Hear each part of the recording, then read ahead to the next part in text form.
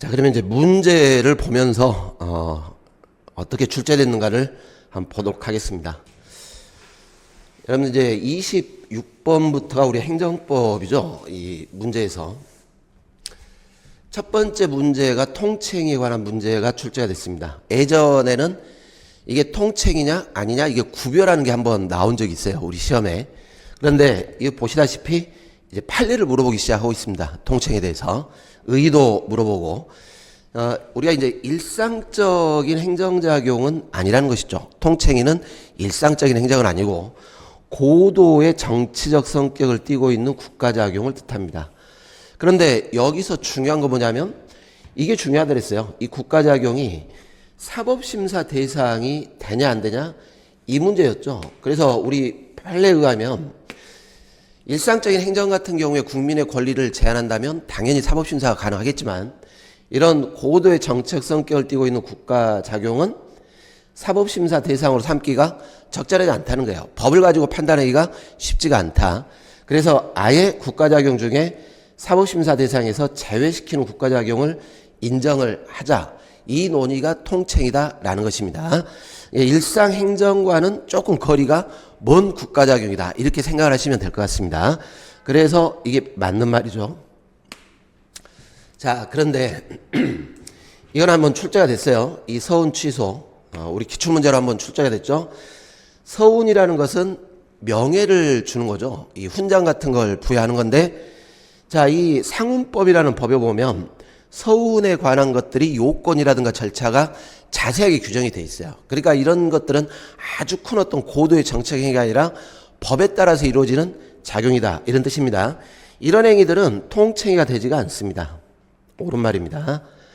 자, 문제는 이 통칭이는 이 문제이기 때문에 사법심사가 되냐 안 되냐 이 문제이기 때문에 우리가 이 국가작용 중에서 통칭이로 인정을 한 다음에 사법심사를 할까 말까 결국 누가 판단하게 되냐면 사법부가 판단하는 겁니다. 사법권을 갖고 있는 이 재판작용의 권한을 갖고 있는 오로지 사법부만에 의해서 판단을 해야 된다라는 게 우리 대법원의 입장이에요. 근데 여러분들이 이제 시험장에서 어떤 분들이 계시냐면 최종적인 판단은 오로지 사법부에 의해서 이루어져야 한다. 이것 때문에 이게 틀린 거 아니냐라고 하는데 이 문제입니다. 사법심사가 되냐 안 되냐. 그러니까 사법권을 갖고 있는 사법부가 판단하겠죠. 이거는 사법심사 할 수 있어. 이거는 사법심사가 곤란해. 이렇게 결정을 하는 겁니다. 그래서 이 지문은 맞는 말이에요. 근데 많이 틀리신 분들이 지금 뭐 이의제기를 한다 막 이런 말들로 하시던데 아니 헌법재판소도 판단할 수 있는 거 아닙니까? 자, 넓게 보면 헌법재판소도 사법기관입니다. 그래서 사법부는 법원만 사법부다 이렇게 하시면 안 돼요. 헌법재판소도 통칭이냐 아니냐 심사를 하겠지만 법원은 일반적으로 법률 위반 여부를 판단하는 것이고 헌법재판소는 헌법의 위헌 여부를 판단하는 그런 기관이기 때문에 결국 법원이나 헌법재판소 같은 사법부에 의해서만이 사법심사가 되냐 안 되냐 이렇게 결정을 하게 되는 것입니다. 자, 대표적인 판례죠. 남북정상회담 개최를 했다. 지금 북한은 국가적 인정이 되지 않고 반국가단체인데 남한의 대통령이 북한의 정상과 정상회담을 해가지고 여러 가지 합의를 하더라. 이거는 국가보안법 위반 아니냐라는 거예요. 그렇지만 우리가 뭐 많이 봤던 판례인데 여러분들 사실 그렇잖아요. 법원이 남북정상회담 개최 야 이거는 위법이야. 그래서 대통령 국가보안법으로 처벌하겠다? 쉽지가 않겠죠. 우리 일상적인 행정이 아니죠. 국민에 대한 일상적인 행정이 아니라 이런 것들이 전체 국가 발전과 관련돼서 지향점들 이런 행위라는 점에 고도의 정치적 성격을 띠고 있는 통칭이다. 이렇게 보는 겁니다. 자, 그래서 남북정상회담 이 자체의 정당성은 판단하지 않아요. 그렇지만 이 과정에서 지금 명백하게 절차를 좀 위반하는 게 보이죠? 장관한테 신고도 안 했고 절차가 지금 위반했습니다. 승인도 없는데 북한 측의 사업권의 대가 명목으로 송금을 했다. 북한에게 경제적 지원을 하기 위해서는 법률상의 절차가 있는데 이걸 완전히 무시해버린 거예요. 명백하게 법률상의 절차를 위반했다. 이럴 때는 우리 대법원이 이거는 통칭이가 아니고 사법심사 대상으로 삼겠다. 이렇게 하는 겁니다. 누가 봐도 명백히 법률 위반했다. 이렇게 판단될 때입니다. 그래서 이 대북송금 행위는 통칭으로 보지 않고 사법심사 대상이 된다. 이렇게 보는 거예요. 결국 이 문제하고 연결해 보세요. 법원이 야 이거는 통칭이 아니야. 이거 재판하겠어. 이거는 명백히 절차 위반했어. 그러면 통책이 아니라는 거예요. 결국 통책이냐 아니냐는 사법부만이 판단한다. 이렇게 가게 되는 겁니다. 그래서 기억번부터 리을번이 전부 다 옳은 지문이 되겠습니다. 자, 2번으로 가시죠. 굉장히 빈출되는 문제들입니다. 공법관계냐 사법관계냐. 일단 물어보는 건 이렇게 물어봤어요. 공법관계에 관한 소송이 아닌 것. 그러면 사법관계, 민사로 갈 사법관계에 관한 판례가 사법관계로 봤던 걸 찾아라. 이런 문제가 되겠죠. 굉장히 많이 풀었던 문제입니다. 행정재산 사용하는 거 사용허가 해준다거나 이걸 거부했다. 행정소송의 대상입니다. 서울시립무용단 단원. 이 단원은 서울시가 운영하는 시립무용단에 소속이 되겠죠. 지방자치단체, 국가나 지방자치단체 소속의 신분설정 계약 이런 것들이 공법상의 계약이다. 이렇게 할 때 봤던 거예요. 공법소송, 행정소송입니다. 그리고 이 공익사업을 위한 토지취득 보상하는 법률에 따라 주거이전비 보상에 관한 것들이 나오게 되는데 그게 전부 다 뭐예요? 공공필요에 의해서 공익사업하는 것들이죠. 그와 관련된 이전비 보상, 이 손실보상이 문제입니다. 이것도 우리 판례가 행정소송으로 봤습니다. 주민등록, 공법상의 주소가 설정되는 것이죠. 당연히 공법관계겠죠. 그런데 이제 한국마사회 여기서 기수면허를 부여했다가 취소한다. 자, 국가 공인 자격증이 아닙니다. 우리가 행정사 자격증을 부여한다거나 여러 가지 자격증 부여하는데 공인 자격증 같은 경우에는 공법관계로 하겠지만 여기는 그냥 민간 자격증이라고 생각하시면 돼요. 그래서 마사회 자체가 뭘 위탁받아가지고 공인 자격증을 사무 처리하는 게 아니라 자체적으로 평가한 다음에 기수면허를 부여했다가 자체적으로 기수면허를 취소했다. 이 의미밖에 없습니다. 민간 자격증이다 이렇게 생각하시면 되는 겁니다. 우리 판례가 이거는 민사관계로 봤죠. 그런데 이것도 이미 기출이 됐던 문제예요. 우리 시험에서. 그래서 정답을 찾는데 그렇게 큰 지장은 없었을 것 같습니다. 자, 가보시죠. 28번. 공법상 계약에 관한 설명입니다. 자, 어려운 건 아니에요. 아무리 계약이라도 법을 위반하면 안 되겠죠. 법률 우위 원칙은 지켜줘야 됩니다. 자, 예외 없어요. 법을 위반할 수 있는 국가작용은 인정되지 않는다. 모든 국가작용은 뭐 계약이 됐건 공권력이 됐건 법을 위반하면 안 됩니다. 간단한 논리죠. 자, 공법상 계약을 체결할 때 당연해요. 계약의 목적, 내용 명확하게 적은 계약서를 작성을 해야 됩니다. 자, 어디에 있습니까? 행정기본법에 명문화되어 있습니다. 자, 공법상 계약에 따른 권리 의무 확인 소송. 자, 보시면 전제가 사법상 계약이 아니라 공법상 계약이죠. 그런데 공권력은 아닙니다. 계약이기 때문에. 공권력에 관한 소송이라면 항고소송의 대상이 되겠지만 계약과 관련된 분쟁이고 공권력이 아니고 그렇지만 공법상의 분쟁이죠. 공법상. 그래서 민사소송이 아닌 당사자 소송에 의해서 분쟁을 해결한다. 이렇게 하는 겁니다. 자, 우리가 이 확약이라는 건 이게 개념이 중요하다 그랬어요. 이게 약속인데 공권력 행사로서의 처분을 하겠다 안 하겠다 이 부분에 관한 약속을 뜻하는 것이죠. 행정청이 어떤 뭐 허가 같은 것들을 하기 전에 인허가를 하기 전에 사전에 이렇게 하는 겁니다. 약속. 사전에 이걸 하겠다 안 하겠다 자기 구속력 있는 약속. 이것을 확약이다. 이렇게 했습니다. 그래서 이 부분은 인허가권을 가지고 있는 행정청이 일방적으로 확약을 하게 됩니다. 자, 그렇지만 그러니까 이 말이 나왔죠. 일방적 행위다. 행정청에. 그런데 계약을 체결하는 양 당사자가 합의를 해야 돼요. 합의. 의사표시의 합치. 그래서 공권력이 아니다. 이렇게 하는 겁니다. 자, 이 부분이 차이점이죠. 확약은 행정청이 일방적으로 하는 거지만 공법상 계약은 의사표시가 합치가 돼야 된다. 동의가 있어야 돼요. 상대방의. 이 부분이 차이점입니다.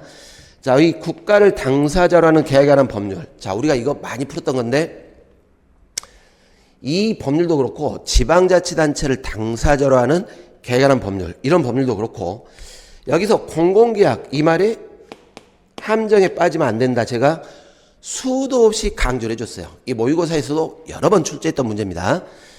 출발은 공공계약이라 할지라도 우리 판례가 출발은 사법상의 계약이다. 이렇게 본다는 거죠.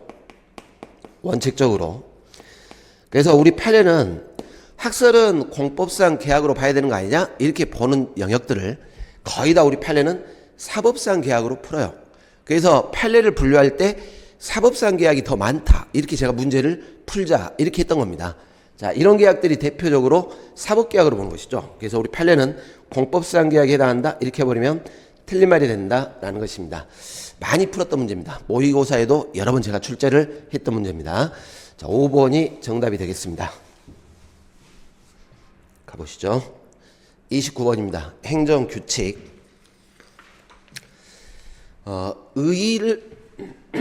의의를 먼저 잘 해결을 해주셔야 돼요. 이 행정규칙은 행정부가 만드는 입법이지만 내부 규범이죠. 내부. 행정부 조직 내부에서만 적용되는 규정이다. 즉 국민에 대한 효력을 갖고 있는 건 아니고 원칙적으로 국민에게는 효력이 없고 조직 내부에서 자체 구성원들에게만 효력이 있는 규범이다라는 것입니다. 그래서 구별을 하실 게 국민에게 효력을 갖는 법규명령하고 비교를 하시는데 법규성을 띠고 있지 않는다. 이렇게 가는 것이죠. 그래서 특별한 사정 없는 한 대외적으로 조직 내부에만 효력이 있는 것이고 대외적으로 국민이나 법원을 구성하는 효력이 없다. 옳은 말이 됩니다. 그래서 어떤 작용이 국민과 관련해서 행정작용을 했는데 이 행정을 집행하는 행정청이나 담당 공무원들이 있겠죠. 만약에 법률이라든가 국민에게 효력을 갖는 법규 명령을 위반을 했다면 당연히 국민에 대한 효력을 갖고 있는 입법이기 때문에 이 행정은 위법이 될 거예요. 그런데 이 행정규칙은 행정부 내부 조직으로서 국민에게는 효력이 없다라는 것이죠. 자, 이 1번이 의입니다. 대외적인 효력이 없다. 자, 그 말은 뭐냐면 이 행정규칙을 가지고는 국민에 대한 이 행정이 위법이냐 적법이냐를 판단하는 판단 기준 자체가 되지가 않습니다. 그래서 행정규칙을 위반해서 위법이다 또는 행정규칙을 따라갔으니까 적법이다 이런 단정을 할 수가 없어요. 2번 같은 경우가 그런 거죠. 처분이 행정규칙을 따른 것이면 적법성이 보장된다. 자, 단정을 못해요. 이유가 뭡니까? 이거 가지고는 이 행정작용이 위법이다 적법이다 판단의 근거법 자체가 되지가 않습니다. 그래서 법원이 행정규칙 가지고 위법이다 적법이다 이걸 판단하지 않는다라는 것이죠. 적법성이 보장된다 틀린 말이에요. 자, 2번도 그런 거죠. 처분이 행정규칙을 위반했다고 해서 그 사정만으로 곧바로 위법하게 되는 거 아니다? 맞아요. 그러니까 2번하고 3번하고 연결하시면 정답을 쉽게 찾을 수가 있죠. 이 자체로는 위법이다 적법이다를 판단하지 않는다. 행정규칙에 따른 처분의 적법성은 결국 뭘로 판단하냐면 이 행정규칙 가지고 행정처분의 위법적법을 판단하는 게 아니라 이걸로 판단하겠죠. 이걸로 상위 법령 법률이나 법규명령을 가지고 판단하겠다. 그래서 적법성 여부는 상위 법령의 규정과 입법 목적에 적합하냐 여기에 따라 판단을 해야 된다. 이 맞는 말입니다. 자, 같이 연결되는 거죠. 2번, 3번, 4번이 어떤 행정처분이 위법이냐 적법할 때 판단할 때 근거법이 되냐 안 되냐 이걸 가지고 풀어라 이런 뜻입니다. 의 가지고. 자, 우리가 이제 많이 봤던 거예요. 자기구속 원칙. 자, 원칙적으로 행정규칙을 위반했다고 해서 위법은 아니지만 이렇게 가는 경우는 있더라는 것이죠. 행정규칙에 따라서 이렇게 처분을 쭉 해왔어요. 갑이라는 사람에게도 처분을 했고 을한테도 처분을 했고 이런 식으로 쭉 처분을 해왔는데 자, 동종사안임에도 불구하고 동종사안에 해당함에도 불구하고 뭐 병이라는 사람한테는 이렇게 쭉 반복적으로 처분을 해온 것과 다른 처분을 했다라는 것입니다. 그러면 이 병이 이렇게 주장하는 거죠. 행정규칙을 위반했으니까 위법이다 이렇게 하는 게 아니라, 야 나는 왜 차별 대우를 하는 거냐, 나에게만 왜 차별 적용을 하냐, 이렇게 주장할 수 있어요. 평등의 원칙을 위반했다, 신뢰보호에 반한다. 나에게도 똑같이 반복적으로 처분을 할 거라고 나는 신뢰를 했다, 또는 나에게도 동일하게 적용을 해줘야 되는 거 아니냐, 이렇게 해가지고 이걸 주장하는 거죠. 일반 원칙을 주장해서 이 차별 적용이 위법이다, 이렇게 갈 수는 있다라는 것입니다. 그러면 차별 적용이 위법이 돼버리면 안 되겠죠. 그러니까 행정청은 행정규칙에 따라 반복적으로 적용한 처분에 대해서는 비슷한 동종사안이라면 동일하게 적용을 해야 된다라고 구속을 받게 됩니다. 국민들에게. 근데 구속이 어떻게 받냐면 법률에 구속받는 게 아니라 자신들이 만든 자체 내부 규범에 구속받는다라고 해서 자기 구속이다 이렇게 하는 것입니다. 행정규칙이 정한 바에 따라 되풀이 시행돼서 행정관행이 이루어졌다. 그럼 앞으로도 이 관행대로 가자 이런 말이죠. 이 행정기관은 상대방에 대한 관계에서 그 규칙에 따라야 할 자기 구속을 받게 되는데, 이유는 평등의 원칙, 신뢰 원칙 때문에. 자, 이 5번 지문은 굉장히 우리 시험에 아주 빈출됐던 지문이에요. 무려 한 3번, 4번 정도 출제가 됐던 지문입니다. 잘 기억을 해주시기 바랍니다.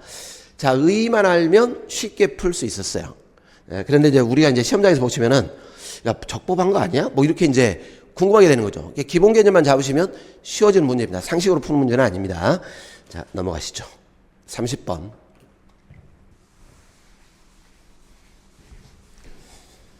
행정행위의 일반적인 효력으로 우리가 많이 봤던 게 공정력, 확정력, 불가쟁력, 불가변력, 뭐 이런 것들 우리 시험에 자주 출제가 되고 있습니다.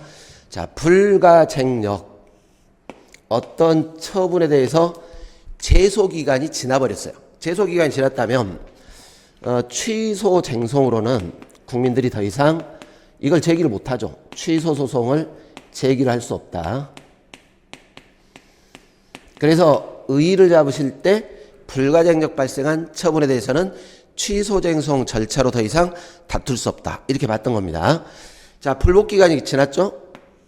당연하죠. 당사자는 처분의 효력을 다툴 수 없다. 소송 제기해가지고 효력을 다툴 수가 없다. 이런 말입니다. 연령미달 결격자가 타인의 이름으로 운전면허 시험에 합격을 했습니다. 자, 이 판례 외우자 그랬죠? 우리 이제 선결 문제 할 때 많이 봤던 건데, 타인의 이름으로. 자, 문제는 면허 시험에 응시해서 합격을 해가지고 면허를 받았어요. 자, 면허가 하자가 있죠. 운전면허는 하자가 있는 위법한 운전면허 취득이 됐습니다. 자, 그런데 우리 판례는 그거예요. 어차피 시험도 합격했고 면허를 시험을 합격했단 말은 이제 기능이라든가 이거 다 합격했다는 것이죠. 필기도 그렇고. 그러면 처분 당시에는 타인의 이름으로 취득을 했지만 이 면허 발급할 당시에는 이게 명백한 위법으로 보이지는 않더라라는 것입니다. 그래서 우리 판례가 이 운전면허는 무효까지는 아니고 취소 사유에 해당한다 이렇게 보고 있습니다. 취소 사유. 자, 취소 사유는 어떻게 돼요? 취소하기 전까지는 면허가 하자가 있지만 유효한 상태예요. 그래서 운전면허가 취소되기 전까지는 이 사람 무면허 운전 아니다 이렇게 하는 겁니다. 무효가 아니기 때문에.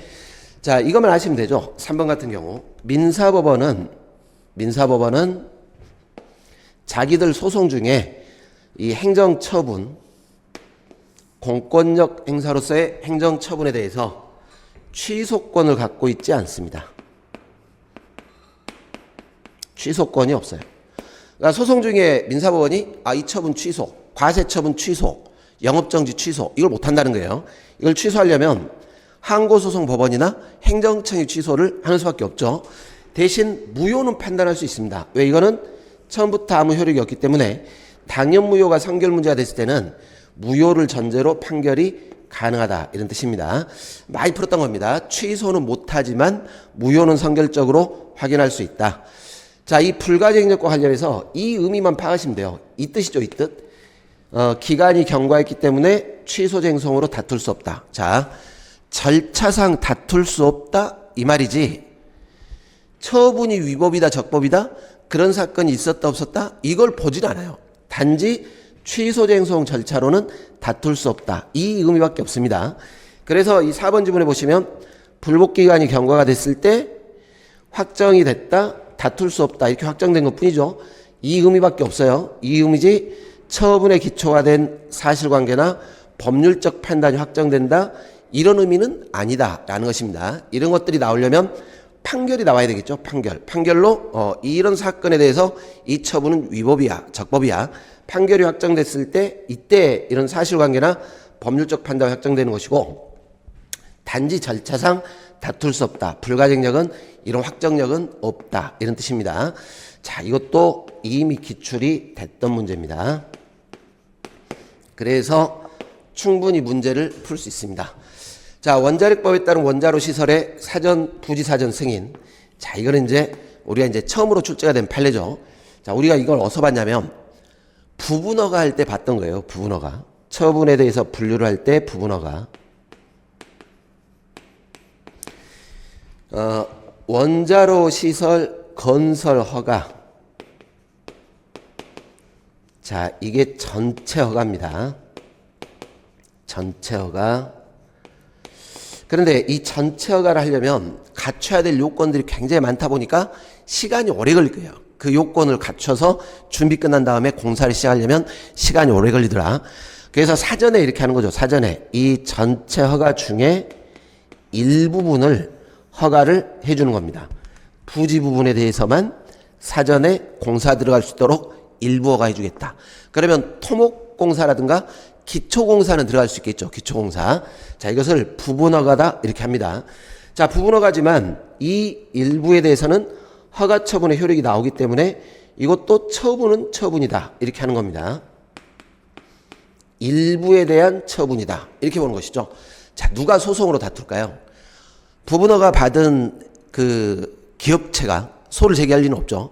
인근 주민들이 이렇게 하는 겁니다. 인근 주민들이 여기가 무슨 원자로 발전소가 들어서냐 이렇게 해가지고 부지사전 승인 처분 요 단계부터 주민들이 소송 제기해서 다툴 기회를 주겠다라고 해서 항고소송의 대상되는 처분이다 이렇게 보는 겁니다. 부분허가 할 때 우리가 봤던 판례입니다. 4번이 틀렸죠. 31번으로 가시죠.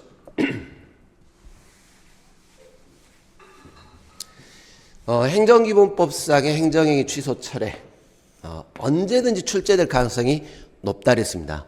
우리가 이 취소는 행정행위가 성립 당시부터 잘못됐으니까 취소를 하는 것입니다. 하자가 있으니까 부당했다 또는 위법했다. 자, 철회는 행정행위가 적법하게 성립이 됐지만 처분 이후에 후발적 사유가 생긴 것이죠. 대표적으로 뭐가 있어요? 사정 변경이 생겼다. 뭐 이런 것들입니다. 그래서 철회하겠다라는 것이죠. 자, 둘 다 분리 가능한 처분 같은 경우에는 일부에 대해서도 취소가 가능해요. 단정적으로 일부는 취소 못한다? 이게 단정하면 안 되는 것이죠. 가분적인 처분들은 일부 취소 가능합니다. 자, 부당도 하자로 들어가는 것이고 취소를 할 수가 있습니다. 꼭 위법해야 취소하는 건 아닙니다. 당사자가 신뢰를 보호할 가치가 있다. 자, 원칙적으로 취소를 하게 되면 이 위법한 처분이 지금 처분 당시부터 위법했으니까 취소가 되면 원칙은 소급표죠. 자, 원칙적이에요. 취소 이후에 효력 상실이 아니라 원칙은 이 처분의 효력은 처분 당시로 소급해서 처음부터 아무런 효력이 없던 걸로 소멸하게 됩니다. 자, 이게 원칙. 처음부터 효력이 상실. 그런데 지금 보시니까 무슨 말이 붙어 있어요? 위법한 처분이지만 그동안의 처분에 대한 당사자 신뢰를 보호할 가치가 있더라는 거예요. 국민들의 신뢰도 보호를 해줄 필요가 있죠. 이 신뢰를 보호할 가치가 커버리면 예외적으로 소급표가 아니라 장래를 향해서 취소할 수도 있다. 이런 뜻입니다. 자, 이런 것들이 다 우리 행정기본법에 명문화돼 있다라는 게 중요합니다. 그러면 이제 이렇게 장래를 향해 취소를 하게 되면 이후에는 처분의 효력이 소멸하겠지만 기존에 유효했던 처분과 관련된 효력들, 이거는 신뢰보호 차원에서 인정을 해주겠다. 이런 논리가 되겠습니다. 자, 적법한 처분, 철회로 들어가겠죠? 중대한 공익을 위해서. 맞죠? 처분 당시에는 적법이지만 현 시점에서 보니까 더 이상 이 처분을 유지할 수 없는 중대한 공익상 사유가 생겼다. 이런 뜻이에요. 자, 이럴 때는 처분의 전부를 처리할 수도 있다. 이렇게 들어갑니다.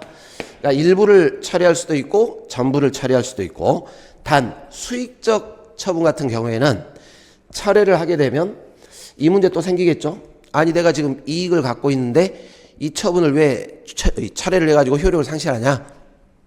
국민들의 이익도 보장을 해줘야 되기 때문에 철회로 인해서 당사자가 있게 될 이 불이익, 그리고 철회로 달성할 이 공익과 국민들이 있게 될 불이익이라는 사익 간의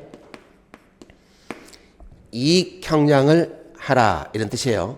그래서 철회할 사유가 있다고 해서 무제한으로 철회를 할 수 있다, 이건 아니라는 것이죠. 무제한으로 철회할 수 있는 건 아니고 사유는 발생했지만 국민들의 이익 차원에서 철회가 제한될 수도 있다, 이런 논리가 되겠습니다.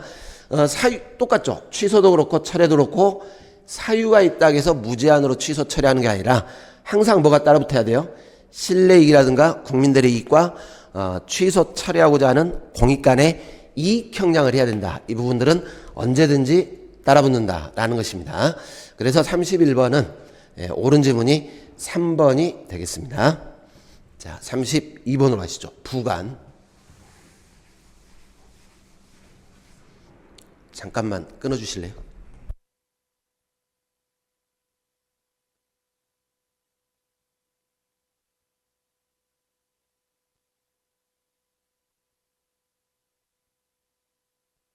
가시죠. 자, 32번 부관에 관한 설명입니다. 자, 이 부분도 이미 우리가 출제가 많이 됐던 기출의 반복이었어요. 그래서 이 문제는 어렵지는 않습니다. 자, 처분에 재량이 없습니다. 행정청한테 재량이 없단 말은 이 처분이 엄격하게 행정청은 처분할 때 법에 기속된다, 이런 논리가 되겠죠. 그러면 법률에 기속이 된단 말은 법에서 정한 요건 갖췄다면 법이 정한 대로 처분을 해줘야지, 법에 규정도 없이 마음대로 부관 붙여가지고 내용을 바뀌겠다 또는 제한을 붙이겠다, 안 된다는 것이에요. 그래서 재량이 없는 경우에는 이렇게 법의 근거가 있는 경우에만 부관을 붙일 수 있고, 기속행위인 처분입니다. 재량권을 갖고 있는 처분 같은 경우에는 법의 근거가 없더라도 부관 붙일 수 있다, 이렇게 가는 것입니다. 자, 부관 붙일 때 처분하고 실질적 관련이 있어야죠. 만약에 실질적 관련이 없다면 부당결부 금지에 반해서 위법한 부관이 될 겁니다. 당연히 해당 처분의 목적에도 구속을 받게 됩니다. 구속되지 않는다, 들렸죠? 자, 이미 행정기본법에 명문화되어 있어요. 이런 판례 많이 봤었죠. 어업허가를 해주는데 전혀 부속선을 사용할 수 없게 부관을 붙였다. 어업허가의 본질적 효력을 해하기 때문에 위법한 부관이다. 그 판례를 기억하시면 충분히 풀 수가 있습니다. 자, 법률이 예정하는 행정행위의 효과를 일부 배제하는 부관. 자, 이걸 줄여서 뭐라 했냐면 법률 효과 일부 배제, 이렇게 했어요. 그런데 어렵게 생각하실 필요 없습니다. 자, 우리 판례가 부관 중에 부담은 이것만이죠. 부담만 처분하고 분리를 해서 이것만 소송으로 다툴 수는 있습니다. 일부 취소송, 부담만 된다는 것이죠.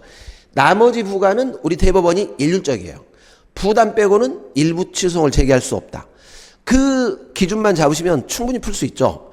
그래서 법률효과 일배제, 이게 부담이 아니기 때문에 독립해서 소송 대상 안 된다, 이런 뜻입니다. 자, 처분에 붙인 부담인 부관이 무효입니다. 자, 이런 경우가 있어요. 자, 이 판례도 굉장히 강조를 많이 했어요. 자, 이것도 이미 기출됐던 문제입니다. 자, 어떤 문제냐면 토지 형질 변경 허가를 해줍니다. 상대방한테 형질 변경할 권한을 주겠다. 그런데 이 허가하는 과정에서 부담을 붙였어요. 다만 그러니까 형질 변경하는 것은 개발을 하겠다는 소린데 대신에 당신 토지 이 국가나 자치단체한테 기부해라 라는 부담을 붙였습니다. 기억나시죠? 이 판례. 그러면 현 시점에서 상대방은 토지를 기부를 해야 될 의무가 있어요. 그래서 이 의무를 이행하기 위해서 계약을 체결합니다. 증여계약을 했다. 자, 이거죠, 이거. 이 부담은 행정청이 부과한 처분이죠, 지금. 행정청이 허가할 때 부과시킨 처분.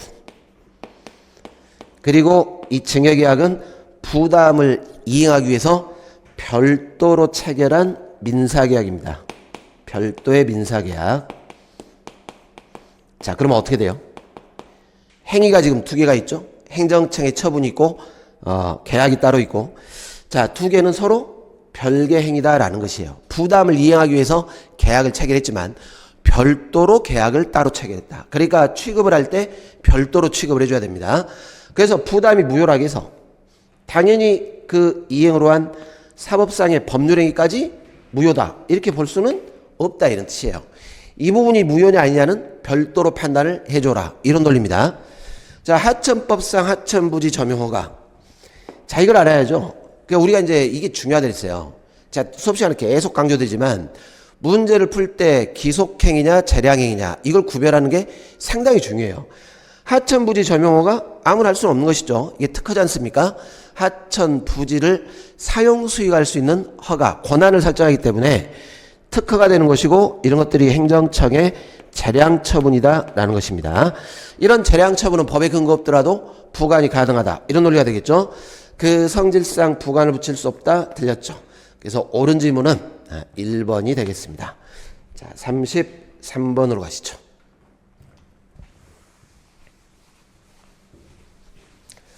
자, 올해 시험에서 이런 사례형 문제가 3문제, 4문제 정도 출제가 됐어요. 3문제 이상이. 그래서 이제 여러분들이 시험장에서 꽤 어렵다고 느끼셨을 것 같아요. 다만 이런 사례도 기본적인 걸 가지고 푸시면 돼요. 이 논란들이 많고 이의제기를 해야 되는 거 아닙니까? 막 이렇게 하던데, 자, 미리 말씀드리지만 올해 시험은 출제 잘했어요. 이의제기할 거 하나도 없습니다. 이의제기할 거. 자, 갑은 건축물을 신축하기 위해서 건축허가. 근데 친절하게 이렇게 써줬네요. 이게 주된 허가다. 이렇게. 그리고 갑은 건축허가, 이 주된 허가 신청하면서 산지 전용 허가도 받아야겠다라고 하고 있습니다. 근데 건축법에 보니까 건축허가를 받으면 산지관리법에 따른 산지 전용 허가, 관련 허가를 받은 걸로 의제가 된다. 이렇게 돼 있어요. 지금 이 논리가 되겠죠? 주된 허가. 건축법상의 건축허가입니다. 자, 이걸 받게 되면 산지법에 따라 산지 전용허가 의제되는 인허가가 지금 하나 나오고 있죠. 의제되는 허가, 산지 전용 허가.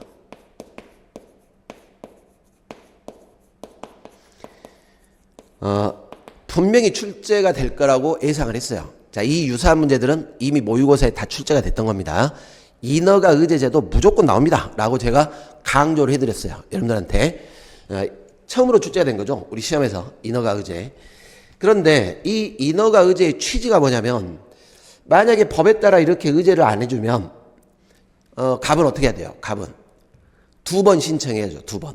건축허가 담당하는 예를 들어 여기가 A 행정청이라면 여기다가 건축허가도 신청을 해야 될 것이고 산지조정 허가도 봐야 되니까 B 행정청이 담당이라면 별도로 산지조정 허가를 또 신청을 해서 각각의 허가를 받아야 돼요. 그러려면 절차도 복잡하고 국민들이 뭔 개발 사업이나 이런 것들이 절차가 복잡하다 보니까 지연돼 버리고 잘 못한다는 것이죠. 그래서 이렇게 묶어주는 겁니다. 절차를 간소화시키려고. 이게 인허가 의제의 취지였습니다. 자, 인허가 의제가 될 때는 어떻게 해요? 두 군데 신청할 게 아니라 이것만 신청하면 끝나는 거죠. 건축허가만 신청을 해서 A행정청으로부터 건축허가를 받게 되면 산지전용 허가 받은 걸로 의제가 되니까 별도로 산지전용 허가를 받을 필요가 없다. 이게 인허가 의제다. 이렇게 했습니다.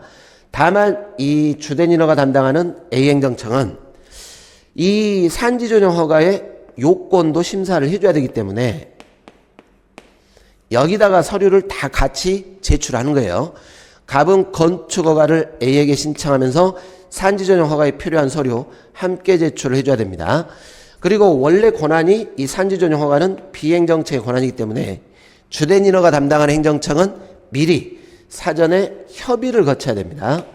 그래서 협의된 사안에 대해서만 의제를 인정을 해주죠.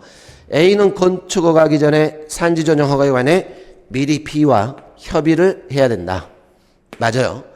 자, 근데 이제 당연하겠죠. B는 산지전용 허가에 관한 법을 위반해서 협의에 응해서는 안 될 것이고. 자, 이게 중요한데 여러분들 지금 취지가 뭐였냐면 신청 한 번만 하고 끝내세요. 이 말이에요. 대신에 의제가 되려면 어떻게 해야 돼요? 이게 나와야죠. 건축허가가 나와야 의제가 되는 겁니다.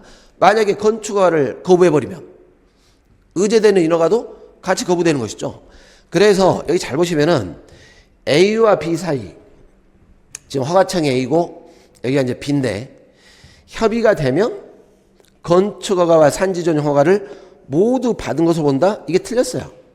이건 이의제기 하려고 해봐야 의미가 없어요.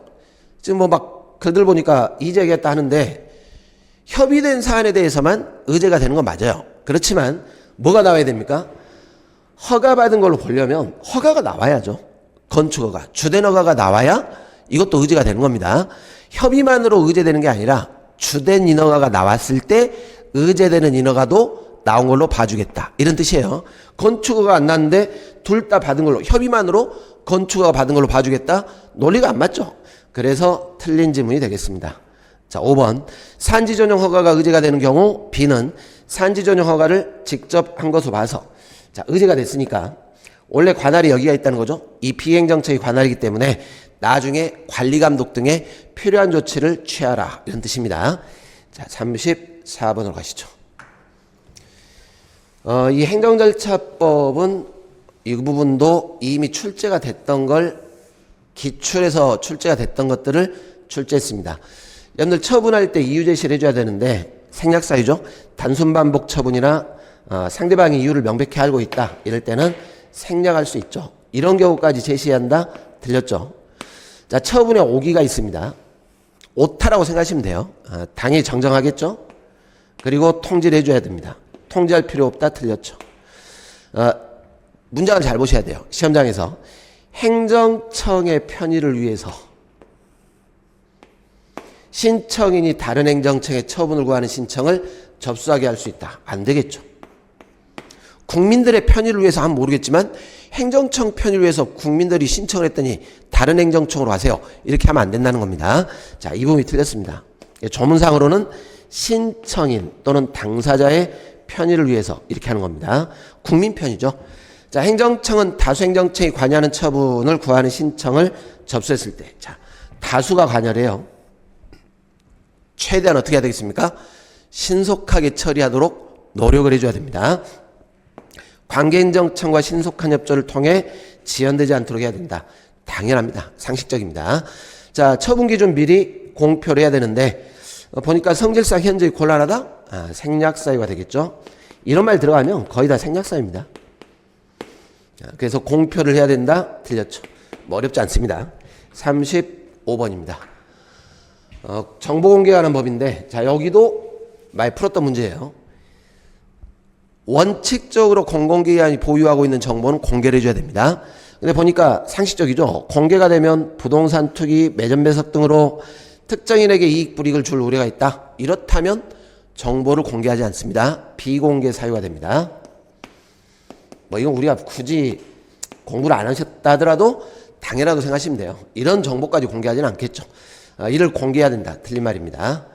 자, 정보공개 청구를 하면 원칙 10일 이내 공개 여부 결정을 해줘야 됩니다. 다만 부득이한 사유가 있다면 10일 범위에서 연장할 수 있습니다. 그래서 최대한 길어봐야 20일 내에 결정을 해줘야 된다. 이렇게 했었죠. 만약에 20일 내에 결정 안 하면 불복 들어갈 수 있다. 이렇게 봤던 겁니다. 자, 그런데 이제 부득이한 사유가 없다면 이렇게 했으니까 10일이 되겠죠.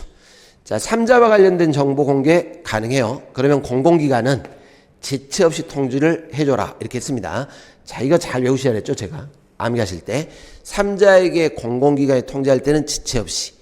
그러면 이제 3자는 3일 내 비공개 요청할 수 있다. 자, 공공기관은 정보공개 결정한 경우에 사본교부를 원한다면, 자, 청구인이 요구하는 방법대로 원칙적으로 공개를 해줘야 돼요. 청구인이 청구한 방법. 여기에 기속됩니다. 그래서 사본교부를 요구했다면, 공개사안이라면 사본을 교부를 해줘야죠. 하여야 한다. 자, 이게 실은 의미가 있는 지문이에요. 이 판례를 아셔야 돼요. 우리 판례는 일단 공개하기로 결정했다면 공개 방법은 청구권자가 요구한 대로 하라 이렇게 합니다. 거기에 기속된다. 그러니까 교부하여야 한다. 그러면 이게 맞는 말이에요. 이게 여기서 이제 좀 공부가 되신 분들이 약간 혼동할 수도 있는데 여기에 구속받습니다. 정보공개 청구 말로 할 수도 있죠. 말로 할 수도 있고 서면으로 할 수도 있고. 자, 아시죠? 36번.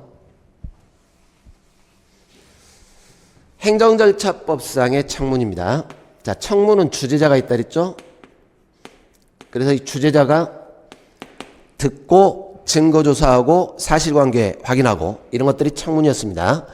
자, 그런데 다수 국민의 이해가 상충되는 처분을 할 때 좀 더 신중해야 될 것이고 지금 다수 국민이니까 청문을 요구하는 사람들이 많다는 거예요.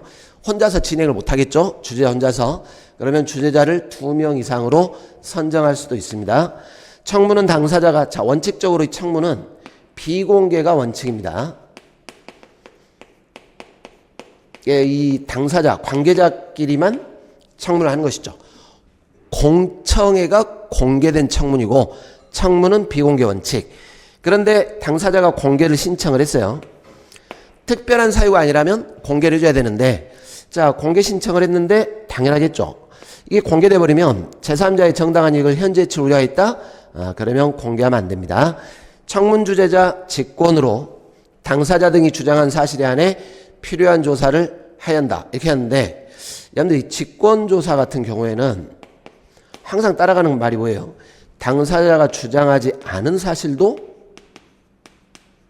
조사할 수 있다. 이게 직권조사죠. 직권조사. 이게 직권인데 당사자가 주장한 사실만 조사한다? 이건 아니에요. 주장하지 않은 사실에 대해서도 필요한 경우 조사가 가능합니다.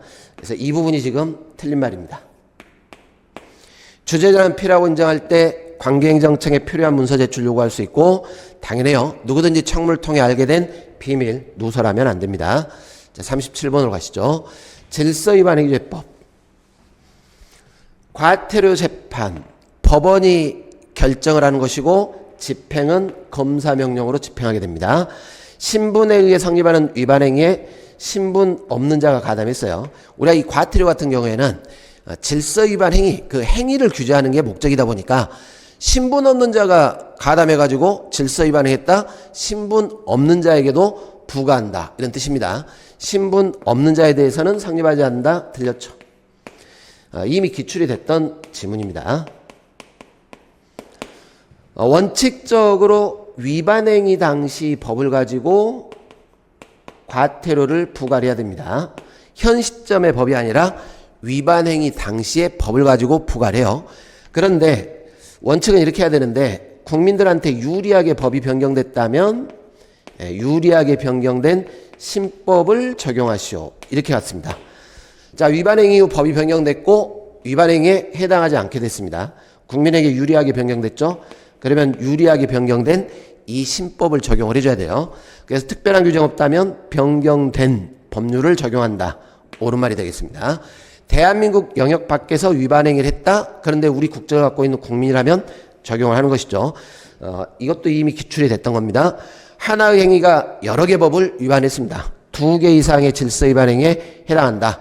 자, 여러 개 법을 다 부과하지 않습니다. 그 중에 가장 중한 과태료를 부과하라. 이렇게 하고 있습니다. 자, 어려운 문제는 아니었습니다. 이 문제도 38번. 자, 이런 문제 틀리면 땅을 치고 통곡을 하는 것이죠. 행정기본법상 의무자가 행정상 의무를 이행하지 않았어요. 행정청이 의무자의 신체나 재산에 실력 행사를 해서 행정강제를 하고 있죠. 행정상 의무이 있던 것과 같은 상태 실현. 자, 이게 이제 직접강제죠. 직접강제. 상대방 의무 위반자에게 직접 행정청이 실력 행사를 해서 의무를 이행시킨다라고 해서 직접강제라고 합니다. 자, 근데 대집행은 안 됩니까? 네, 대집행은 안 돼요. 왜냐하면 대집행은 앞에 써줘야 돼요. 대체적 의무를 위반했을 때. 이행강제금, 금전납부금으로 부과하는 거니까 아니죠. 직접 실력 행사를 하는 게 아니라 금전납부명령. 그런 취지가 아니죠, 지금. 강제징수 안 돼요. 왜? 행정상 의무 중에 금전납부금을 체납했을 때 이게 들어가야 됩니다. 그럼 이제 이게 문제인데 즉시강제는 왜 안 됩니까? 이렇게 하는데 즉시강제는 의무를 전제로 하지 않습니다. 급박한 장애를 제거하겠다 이런 목적이다 보니까 의무 이행 자체를 했냐 안 했냐 이걸 전제로 깔지 않습니다. 그래서 나오는 건 직접 강제밖에 없어요. 기본 개념만 아시면 충분히 맞출 수 있는 문제입니다. 자, 39번 국가배상. 공무원의 직무에는 모든 국가작용이 다 들어가죠. 사경제작용을 제외하고는 전부 다 포함된다 이렇게 했습니다.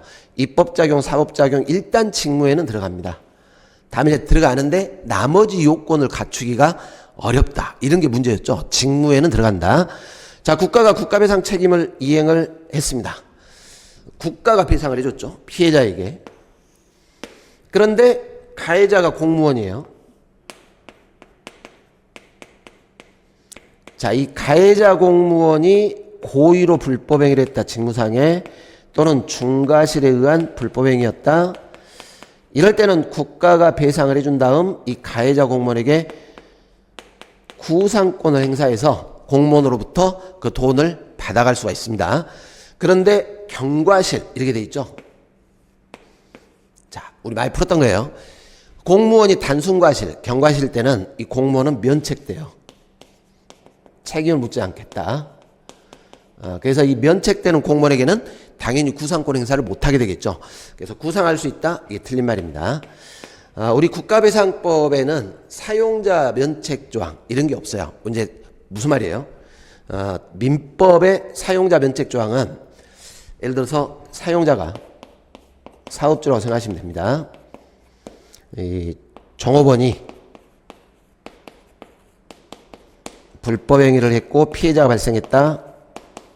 근데 이 사업주가 종업원에 대해서 선임상에 또는 감독상에 과실이 없다면 그러면 면책돼요. 사업주가. 이런 구조죠.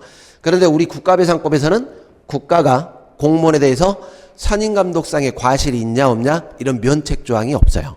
즉 국가는 무조건 책임을 져야 됩니다. 선임감독의 과실이 있냐 없냐 따지지 않고 공무원의 과실에 의한 불법행위 배상을 해줘라 이런 뜻입니다. 자, 부작위에 의한 국가배상 책임도 가능하죠. 그런데 부작위가 성립이 되려면 뭔가를 해야 될 자기 의무가 있는데 이걸 이행하지 않을 때 부작위입니다. 그리고 이 자기 의무는 성문법, 법령에 의해서 인정될 수도 있고 일반 원칙에 의해서도 가능합니다. 꼭 법에 명문화된 경우에만 자기 의무가 인정되는 건 아니에요. 이렇게 조리에 의해서도 성립될 수 있습니다. 자, 공공의 영조물, 공물이죠. 자, 조문상으로 어떻게 되어 있습니까? 설치 관리상의 하자예요. 국가가 소유하고 있다, 지방자치단체가 소유하고 있다, 이런 걸 보지 않습니다. 일단 권한을 갖고 소유 관리를 하건 안 하건 사실상 관리도 들어간다 이렇게 했어요. 많이 풀었던 거죠. 행정주체가 적법한 권한에 의해서 관리하고 있는 공물뿐만 아니라 사실상 관리하고 있다. 권한 없지만 관리 중에 관리 잘못해가지고 하자가 생겼네. 그러면 책임져야죠. 내가 법적으로 권한이 있다 없다를 떠나가지고 내가 관리하는 물건인데 이것 때문에 손해가 생겼어? 그러면 책임을 지는 겁니다. 사실상 관리하고 있는 곡물도 포함되게 되어 있습니다. 많이 풀었던 문제예요. 이 문제도 어렵진 않습니다. 자, 40번. 건축허가 신청에 대해서 거부 처분을 했습니다. 지금. 자, 우리가 이 거부는 행정심판 제기할 때는 다 된다 그랬죠. 취소심판, 무효확인 심판, 의무이행 심판 세 가지를 다 청구할 수 있습니다. 어디로 갈 거냐는 청구인이 알아서 결정을 하는 거예요. 취소심판 청구할까? 무효확인 심판 청구할까? 의무이행 심판 청구할까? 그러니까 1번하고 2번은 맞겠죠? 무효확인 심판 제기할 수도 있고 의무이행 심판을 제기할 수도 있습니다. 자, 우리가 이 처분이 이제 무효확인 소송이죠, 이제. 여러분들이 만약에 이 거부 처분이 위법이라면 원칙은 취소 사유예요. 무효는 애외적이죠. 자, 이렇게 애외적인 사유들은 다 원고가 입증하도록 돼 있어요. 근데 이것도 어렵게 푸실 필요가 없어요. 이런 입증 나오면 제가 어떻게 풀자 그랬냐면 입증을 했을 때 누가 이익이냐 이것만 보시면 된다 그랬어요. 입증을 하면 누가 이익이냐. 이건 당연한 거 아닙니까? 무효를 주장 입증할 책임. 만약에 의리 행정청인데 의리 거부했어요. 거부해놓고 여기가 입증해 이렇게 하면 우스운 문제가 생기겠죠. 행정청이 거부해놓고 심판 중에 소송 중에 그러나 우리는 중대 명백한 위법을 저질렀다. 이렇게 갈 리가 없는 거 아닙니까? 당연히 소를 제기한 원고 쪽에서 이건 위법이고 무효다. 이렇게 들어가야죠. 이렇게. 그래서 갑이 증명 책임을 부담한다. 이렇게 하는 겁니다. 자, 갑이 거부 처분 무효 확인 소송을 제기한 경우 아주 중요하게 됐어요. 취소 소송의 사정 판결이 인정되지 않습니다. 무효 선언을 구하는 의미의 취소 소송. 자, 이것도 우리 판례가 인정을 하고 있죠. 자, 원래 이 처분이 무효면 무효 확인 소송을 제기를 해야 되는데 국민들이 몰라요. 이게 무효인지 취소인지 잘 구별을 못한다라는 것입니다. 그래서 일단 뭘 제기합니까? 취소 소송을 제기를 했어요. 자, 허용을 해줍니다. 왜? 국민들이 처분이 위법인데 무효인지 취소인지 구별하기가 쉽지가 않으니까 허용을 해주는데 어떻게 돼요? 소가 취소 소송을 제기했기 때문에 취소 소송의 제소 기간은 지켜라 이렇게 하는 겁니다. 이게 틀렸죠. 제소 기간에 제한이 없다. 형식적으로 취소 소송인 이상 우리 판례는 형식적으로 실질적으로 처분은 무효지만 형식적으로 취소 소송을 제기한 이상 제소 기간은 지키시오 이렇게 하는 겁니다. 그래서 5번이 틀린 말이 되겠습니다. 자, 41번으로 가시죠.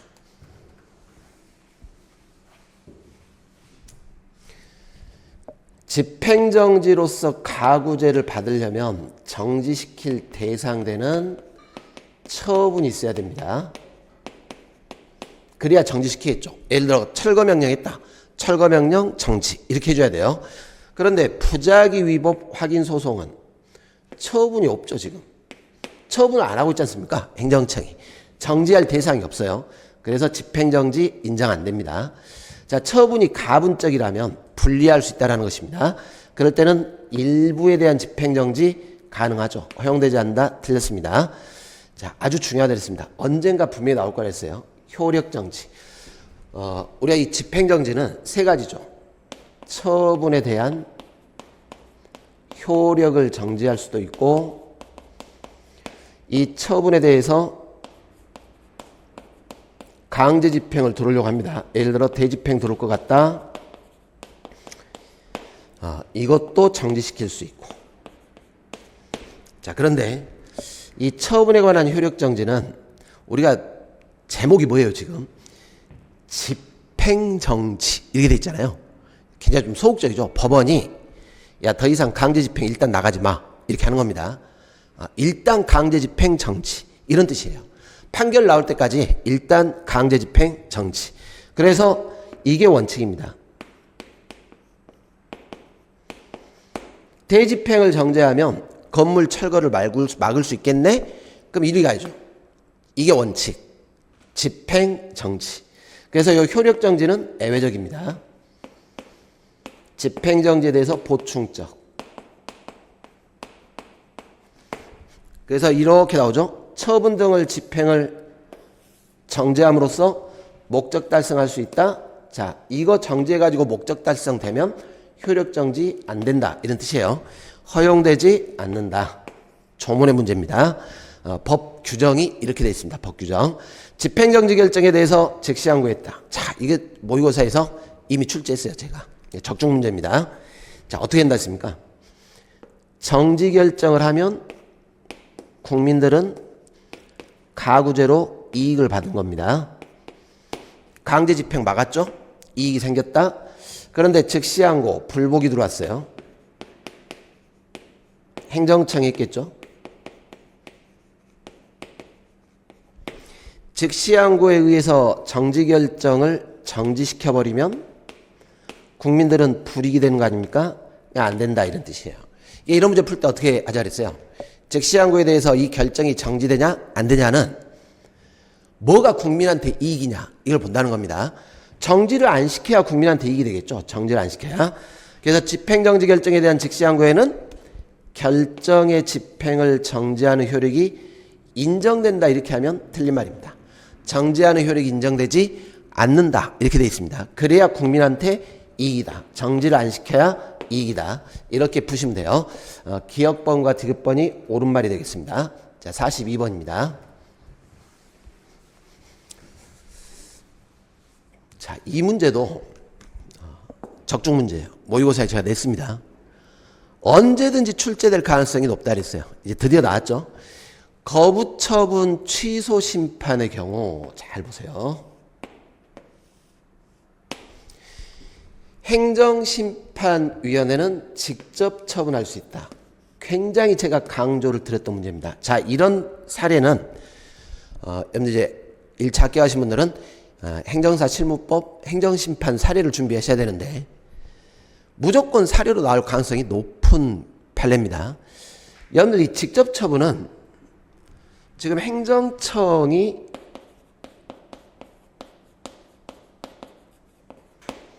국민들이 뭘 처분을 해달라고 신청을 했는데 행정청은 안 해줬죠? 거부. 자, 행정청은 거부했는데 위원회가 직접 이 처분을 해주겠다. 이게 직접 처분이에요.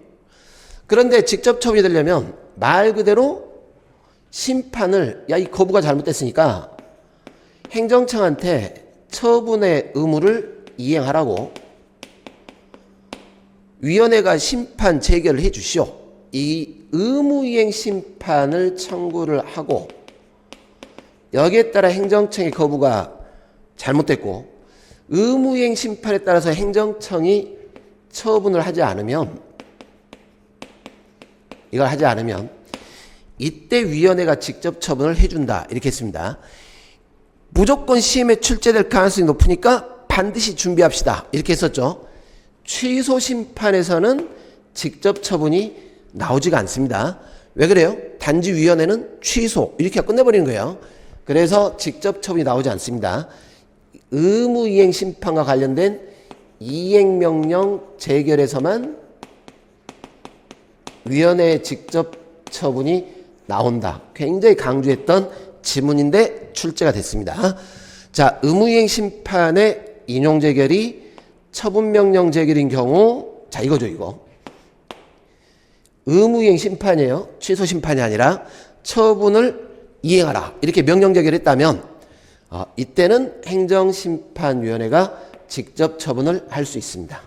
자, 1번하고 2번이 지금 뒤집어졌죠. 지금 여기는 직접 처분을 못하는 것이고 2번에서 할 수 있는 것이고 행정심판위원회는 사정 변경이 있고 당사자가 신청하는 경우에도 간접강제 결정 내용을 변경할 수 없다.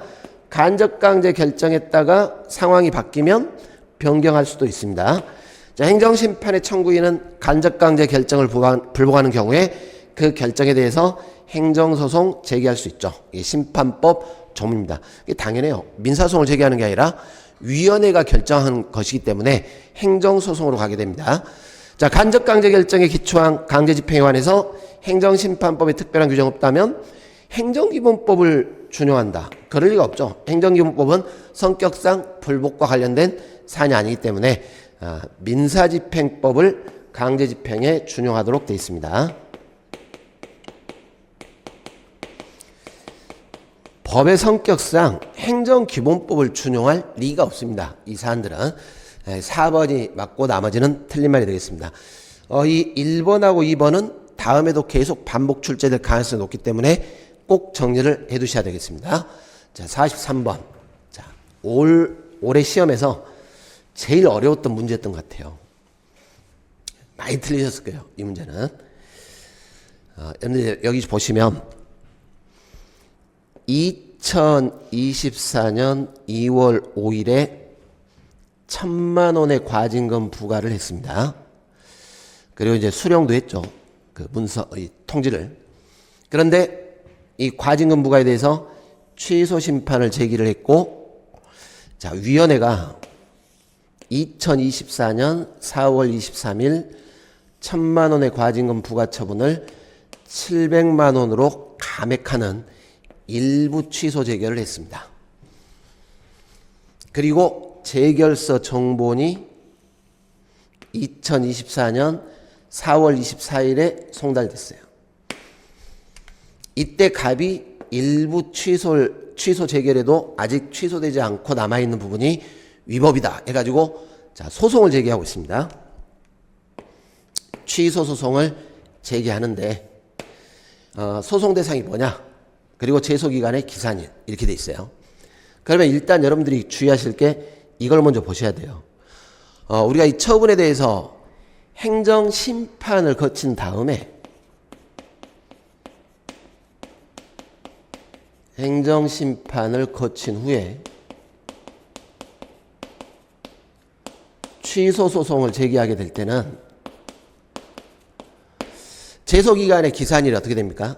이 심판 재결서 정본 송달받은 때로부터 90일 내에 제기하면 됩니다. 행정청에 처분이 있었던 날로부터 90일이 아니라 재결서 종본을 송달받은 때.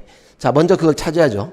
재결서 종본 송달받은 때가 2024년 4월 24일. 그래서 지문이 1번과 3번이 남게 됩니다. 3번. 자, 그럼 이제 소송 대상은 어떻게 되냐라는 건데, 여러분들 이해를 해보세요. 일부 취소 재결은 상대방 국민한테 유리하게 바뀐 재결이죠. 만약에 이걸 취소하면 어떻게 될까요? 취소하면 지금 700만 원으로 감액돼 가지고 700만 원만 내면 되는데 그 일부 취소 재결을 취소해버리면 1,000만 원으로 들어가는 겁니다. 1,000만 원. 기억나시죠? 그래서 우리가 심판에서 유리하게 변경하면 어떻게 해야 돼요? 그 재결을 다투는 게 아니라 변경되고 남은 걸 다투어야 돼요. 변경되고 남은 원처분. 이걸 다투는 게 아니라 남아있는 700만 원 과징금. 이걸 다투어야죠. 이것도 마저 취소를 해달라. 이렇게 소가 들어가야 됩니다.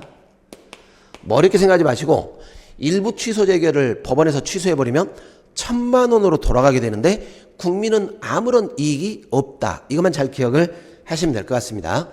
그래서 1번이 정답이 되겠습니다. 자, 44번으로 가시죠. 임용결격자 임용하면 무효고, 자, 무효일 때는 국가가 설령 과실로 밝혀내지 못했어도 무효는 무효입니다. 근데 이게 굉장히 많이 나왔죠. 빈출. 이런 문제 틀리시면 큰일 납니다. 시험에서 아주 잘 나오는 것이라 1번. 나머지 안 보셔도 돼요. 시험장에서는. 자, 직위해제 후에 해임. 직위해제는 징계가 아닙니다. 해임은 징계죠. 그러니까 동일한 사안에 대해서 징계를 반복한 게 아니에요. 일사부재리 법리에 어긋난다? 어긋나지 않죠. 직계제 후에 징계를 하는 거니까. 당연퇴직의 인사발령, 이미 법률에 따라 퇴직이 됐고 인사발령에서 퇴직이 되는 게 아닙니다. 그러면 이 인사발령 뭐예요? 법률에 따라 퇴직됐다는 걸 안내를 해주는 거죠. 안내. 그래서 독자적으로 항고송에 대상되는 처분이 안 된다. 이것도 많이 봤었죠. 직계제 처분에는 자, 이미 시험에 나왔던 겁니다. 국가공무원법에 따라 절차를 거쳤기 때문에 이렇게 절차를 거친 걸 또 행정절차법을 또 거쳐라? 절차가 반복되는 게 의미가 없다는 것이죠. 그래서 의견청체에 관한 행정절차법 적용 안 된다. 이렇게 했습니다. 여기서 이미 절차를 거쳤기 때문에 임용행위 하자로 임용이 취소가 됐습니다. 자, 임용이 취소가 되면 소급표죠. 임용이 소급해서 효력이 상실됩니다. 자, 그럼 무슨 말이에요? 공무원으로 임용됐던 자가 임용이 취소되면 이 사람 처음부터 공무원의 지위는 없다. 이 논리하고 똑같습니다. 그래서 소급적으로 공무원의 지위가 상실되기 때문에 공무원의 신분이 있어야 퇴직급여를 받게 될 텐데 처음부터 공무원의 신분이 없죠. 공무원 연금법에 따른 퇴직급여 청구 못한다. 이런 뜻입니다. 그래서 무효인 경우, 임용이 무효인 경우에도 퇴직급여 청구를 못하는 것이고 취소가 된 경우에도 퇴직급여 청구를 못한다. 이런 논리입니다. 자, 45번으로 가시죠.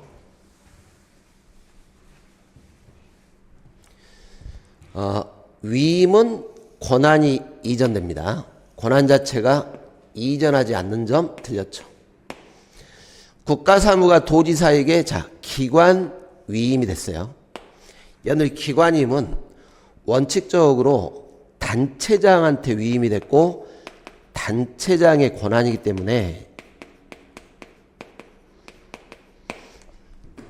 즉 지방자치단체 사무가 아닙니다. 자치단체의 사무가 아니라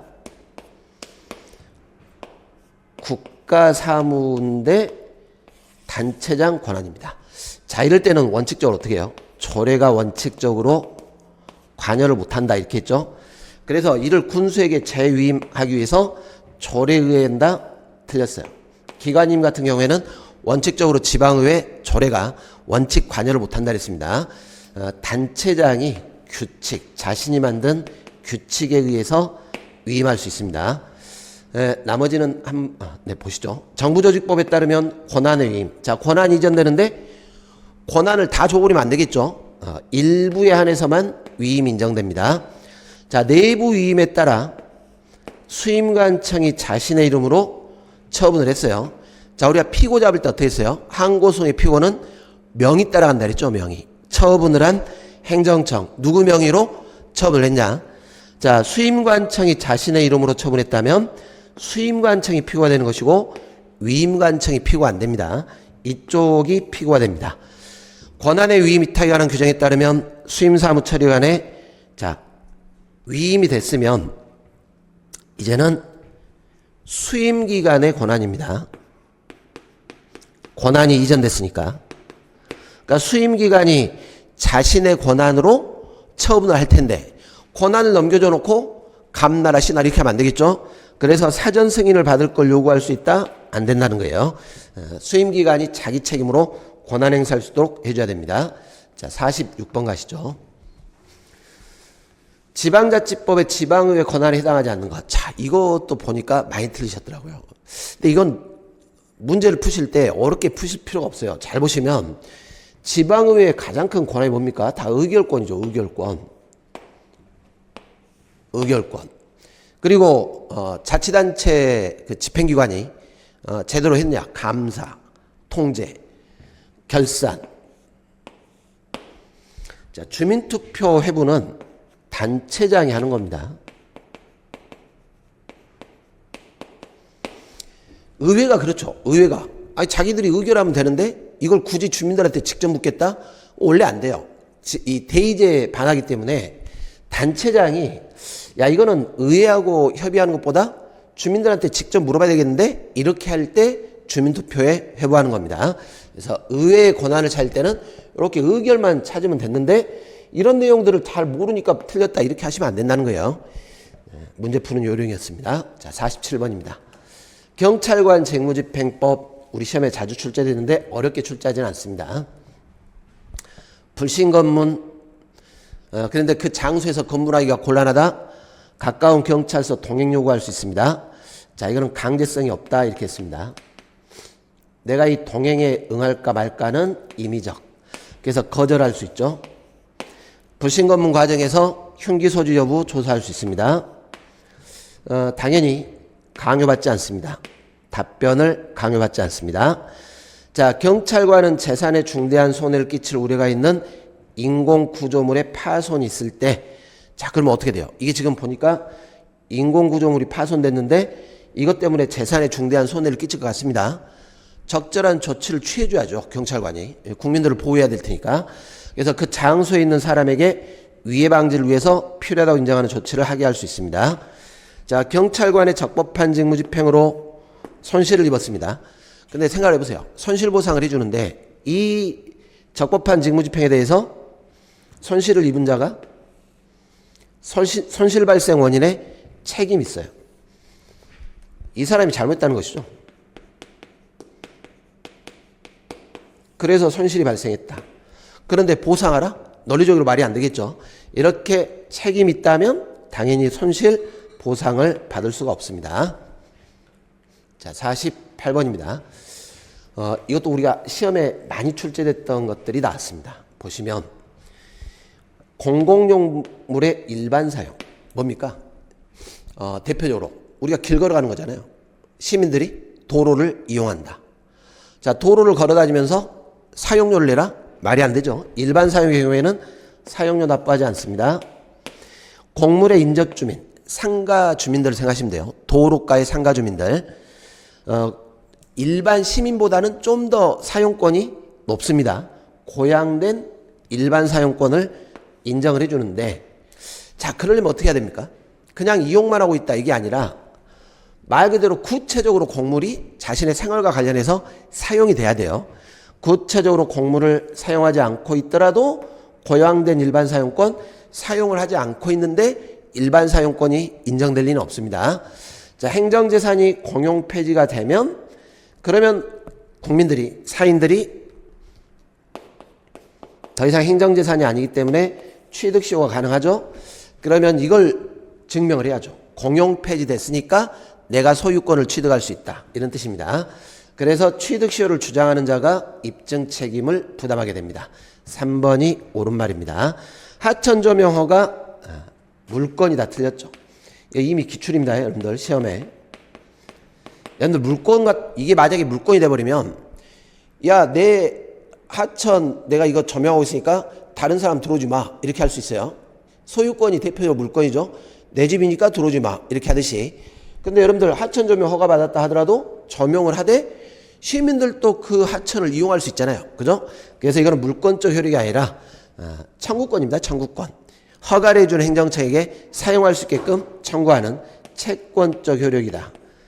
여러 번 시험에 출제되고 이미 많이 봤던 지문들입니다. 중앙관서장은 특별한 제한 없이 행정재산 사용 허가를 할 수 있다. 특별한 제한 없이 할 수 있는 건 아니죠. 일정한 요건을 갖췄고 그 제한 하에 행정재산 사용 허가를 하는 겁니다. 자, 49번 가로 내용인데 사용 허가나 대부 계약 없이 국유재산을 사용 수익하고 있다는 겁니다. 점유하고 있다. 그럼 여러분 보시면 허가도 없이 계약도 없이 무단점유죠 지금.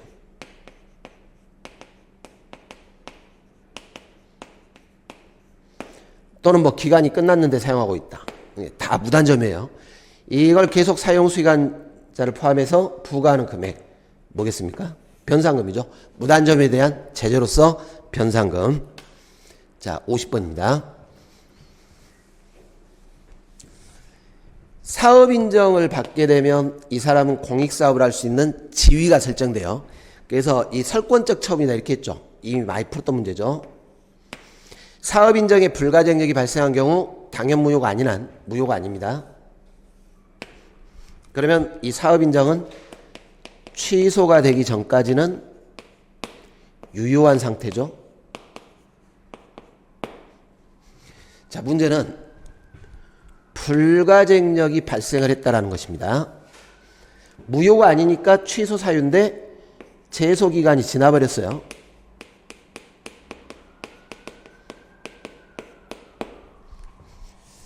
자, 그런데 뒷말을 보니까 수용재결의 취소를 구할 수 없다 이렇게 돼 있어요. 자, 이렇게 나오면 뭐가 딱 연상돼야 한다 했습니까? 하자승계 문제다 이렇게 했죠. 하자승계. 자, 지금 사업인정에 하자가 있는데 제소기간 지났고 이걸 기초로 수용재결이 나왔다. 자, 여기서 소송으로 다툴 수 있겠냐라는 겁니다. 하자승계를 긍정해서 소송제기로 다툴 수 있겠는가? 이 선행처분의 하자를 서로 별개 목적의 처분이고 하자승계 판례 반드시 외워야 됩니다. 하자승계에 들어가지 않아요. 여기는 서로 별개 목적의 처분이기 때문에 하자승계가 안 된다는 게 판례 입장이고 다툴 수가 없다. 이렇게 되겠죠. 자, 사업인정은 사업인정 고시된 날부터 효력을 갖습니다. 고시가 되면 바로 효력이 생겨요. 자, 수용재결은 행정심판의 재결을 성질한다? 이게 틀렸죠. 자, 이것도 우리가 모의고사에서 풀었던 문제입니다. 자, 아주 중요하다 있어요. 이것도 잘 보시면 사업자하고 토지 소유자 간에 먼저는 협의 취득을 한다 그랬죠. 협의가 안 되면 공익사업을 해야 되는데 협의가 안 되니까 토지수용위원회에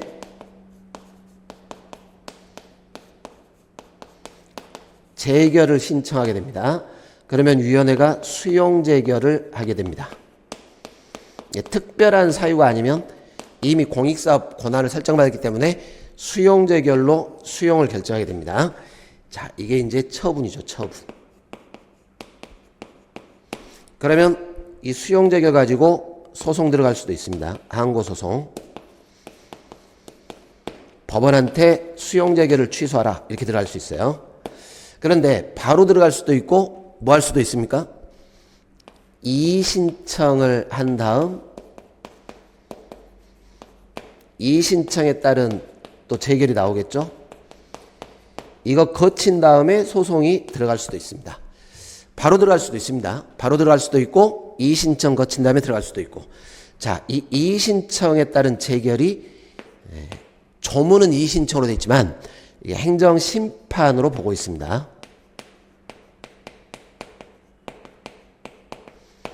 1차 합격하신 분들은 행정사실무법 행정심판 사례에서 사례로 나올 확률이 굉장히 높은 사안입니다.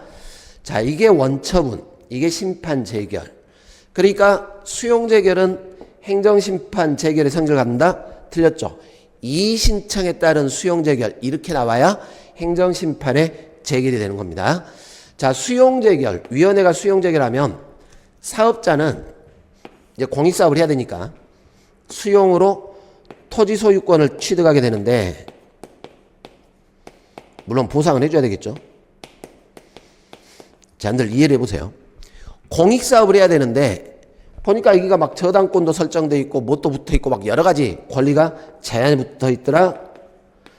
이거 풀어줘야 될 거 아닙니까? 그래야 공익사업을 진행한다. 그래서 수용재결에 따라 사업자가 수용을 하게 되면 아무런 제한 없이 권리를 취득하게끔 해줘야 되기 때문에 이런 걸 원시취득이다 이렇게 해요. 우리가 승계취득이 있고 원시취득이 있죠. 원시취득은 아무 제한 없는 소유권을 취득하는 겁니다. 자, 승계취득은 매도인으로부터 뭘 소유권을 취득했다. 제한이 붙은 채로 승계를 받는 것이죠. 그러니까 여기는 승계취득으로 보지 않고 원시취득 이렇게 해서 사업자가 제한 없이 소유권의 취득을 한 다음 사업 들어갈 수 있도록 해줘야 된다. 이런 논리입니다. 원시취득의 효과다. 이렇게 합니다. 자, 틀린 게 4번이 틀린 말입니다. 그래서 사실 여러분들 이제 25문제를 쭉 보시면 우리가 이제 기본적으로 예상문제라든가 기출문제라든가 모의고사에서 풀었던 문제들이 다 나왔어요. 다만 급하게 시험 준비를 하신 분들의 경우에는 기출정답 위주로 하신 분들은 이제 어려웠을 것이고, 차근차근 이렇게 수업도 들으시고 문제풀이까지 하신 분들은 좋은 점수로 합격을 했을 것이다 라고 이렇게 평가할 수 있습니다. 자, 일단 1차 시험의 해설은 여기까지 보시고, 합격하신 분들은 바로 2차 준비하시고, 이 문제 스타일로 앞으로도 계속 출제가 될 것이다 라는 걸 염두에 두시고, 시험을 준비하신 분들은 너무 급하게 공부하지 마시고 충분한 준비 기간을 좀 두시고 하시면 돼요. 그렇다고 해서 우리가 막 날마다 날밤새고 이렇게 공부할 그런 과목은 아닙니다. 차근차근 하시면 충분히 좋은 점수가 나올 수 있습니다. 자, 이상으로 해설 강의를 마치도록 하겠습니다. 감사합니다.